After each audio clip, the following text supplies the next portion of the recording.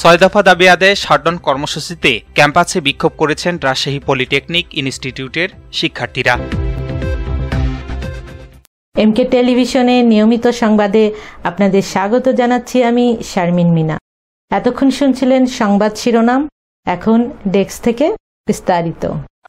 ছয় দফা দাবি আদায়ে শাটডাউন কর্মসূচিতে ক্যাম্পাসে বিক্ষোভ করেছেন রাজশাহী পলিটেকনিক ইনস্টিটিউটের শিক্ষার্থীরা। মঙ্গলবার বেলা 11:30টায় শিক্ষার্থীরা ক্যাম্পাসে জড়ো হন। এরপর বিক্ষোভ মিছিল নিয়ে ক্যাম্পাস প্রদক্ষিণ করে প্রশাসনিক ভবনের সামনে অবস্থান নেন। সেখানে দাবি আদায়ে নানা স্লোগান দিচ্ছেন আন্দোলনকারী শিক্ষার্থীদের। ভাষ্য, কেন্দ্রীয় ঘোষণা অনুসারে শাটডাউন কর্মসূচির অংশ হিসেবে বিক্ষোভ মিছিল করছেন তারা। তাদের 6 দফা দাবি পূরণ না হওয়া পর্যন্ত বিভিন্ন কর্মসূচি পালন করা হবে। এদিকে গত 21 এপ্রিল রাজশাহী পলিটেকনিক ইনস্টিটিউটের প্রশাসনিক ভবনে তালা ঝুলিয়েছেন আন্দোলনকারী শিক্ষার্থীরা।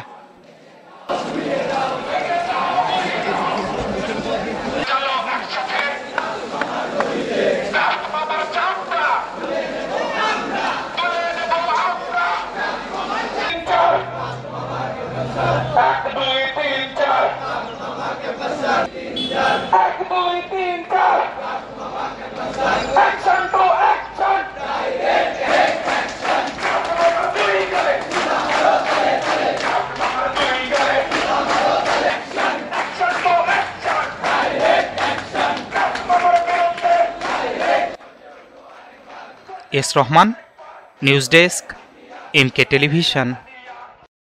শেষ করছি এমকে টেলিভিশনের নিয়মিত সংবাদ।